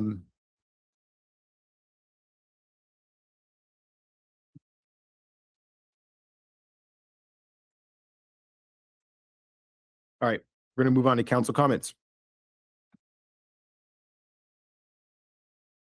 Nothing for me. That was hard. Yeah. That was hard. I do have a few things, and I'm kind of bummed that Sabrina left. Oh, please. Because I know you like to wrap it up. Yeah. So I went to the Monterey Vista Neighborhood Association meeting last night, which I always do. And they had convened a discussion on the tree ordinance, and it was very lively and very healthy. And I just want to share my perspective that I really hope we take time with this tree ordinance. In my mind, we would have a special session, either late February or late March, where we don't decide anything, but we look at the draft from Tice and the community opines, and we have a back and forth again. And I'm understanding that we might have to present that to CEQA for CEQA review, but I would encourage us to get the draft done before we hit those kinds of walls. So in my mind, having been the proponent of this whole discussion, we would do a deeper dive with the community before we have a final draft to go through the rigors of the process that I don't even understand. Certainly, Councilmember Rash, the CEQA process would actually provide for that community engagement and would go through the, potential environmental impacts and the pros and cons. So I think that's actually a good part of the process of approving that. So we'll talk to staff about getting an initial draft or proposed ordinance before you with further direction, and then we can go through the process. It will take some time, Right. but it's a thoughtful, deliberate process that involves community engagement. And at the end of that, you'll come forward with an ordinance that you can feel comfortable with. Right. I mean, there might be a few drafts. And I would defer to the city attorney about where that goes in time and position. Thank you. Tyler, can I address the OMBA piece? Please. Yeah, because I think that's where you were going to go with Sabrina. Yeah, I was just going to recognize her for Yeah. being the new, and she was here, and I was going to use that as opportunity to maybe introduce her to the community at large, but please. Yeah, and I think she'll be back too. As the council's representative on OMBA, I just wanted to say I did receive a highlight of the meeting last week and a couple comments that have been coming from some of the business owners. We heard from a gentleman tonight that's conveying some ideas. That was a memorandum draft to the board members. I'll carry that forward to the city manager and enter into some considerations of what the ask is from OMBA. And it has to do with trying to figure out a way to get additional eyes downtown at key dates and key times of day for additional presence of a contract that is provided by a private security contractor managed by OMBA, but with city dollars. So I'll bring that back. So we'll be informed, and I'll bring it to the city manager and make sure the police chief gets a copy of what OMBA is talking about. Awesome. And part of what I heard from the public comment earlier was just a conversation around the curfew hours for related to loitering. And so I've had many conversations with the chief about this, and is there an opportunity for us to adjust what those hours are to provide a little bit more control for the business owners in downtown? Conversation to be continued there. And then in regards to the tree ordinance, I know that we're transitioning right now with city management, and this doesn't mean, and Ed kind of alluded to this earlier, doesn't mean that we're stopping business. We have a lot going on, and we're going to continue pushing forward. But what I've talked to Lou about, and something that I've been considering with this transition that's been occurring, is usually we have a strategic planning discussion at the beginning of the calendar year. There hasn't really been discussion around that happening, and we haven't really seen something move forward. For me, though, I think it's a great opportunity to have Dante come on board and be a part of that discussion. And that way he can have a deeper experience with us and understanding our strategic priorities.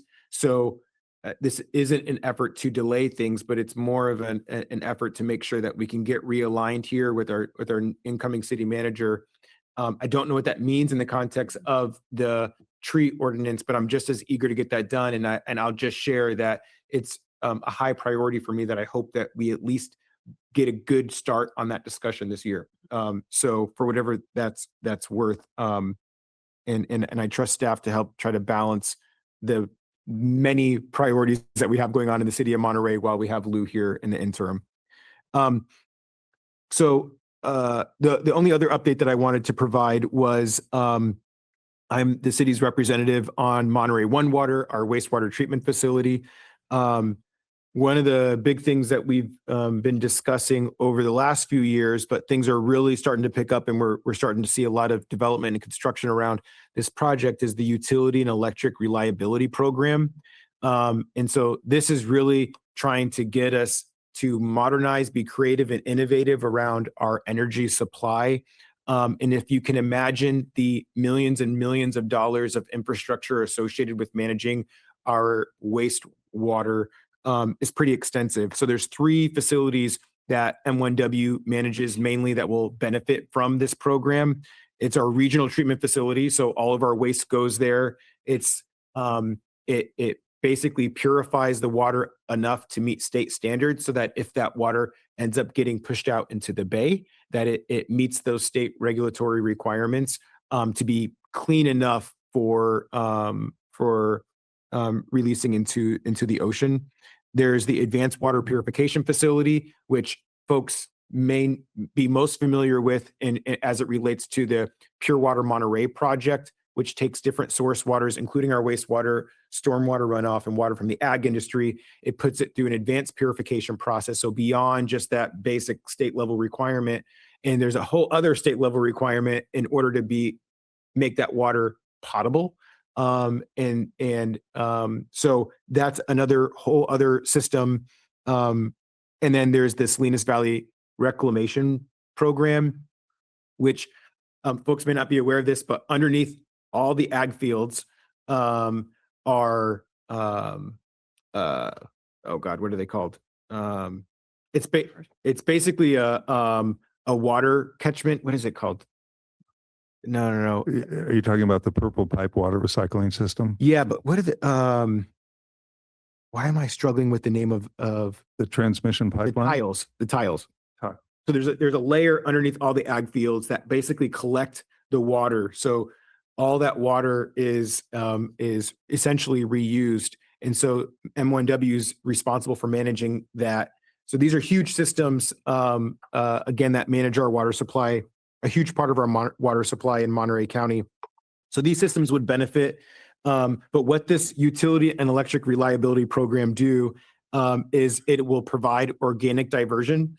So some of the waste that goes to places like Regen, which Dr. Barber is our rep for the city of Monterey, will be able to take that waste and utilize it for basically reuse into energy.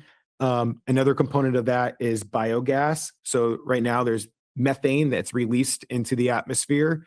And so capturing that methane and cleaning it, purifying it enough to be able to use as an energy supply, and then electric upgrade. So our system is, I think it's more than 30 years old, so it needs an update anyways to be able to provide reliability. And that's the main benefit of this program, is to provide reliability for the long term. If you think about all these power outages that we've had in our region, that impacts our wastewater treatment facility. And luckily we have systems in place that can help create some level of reliability, but this will help amplify that.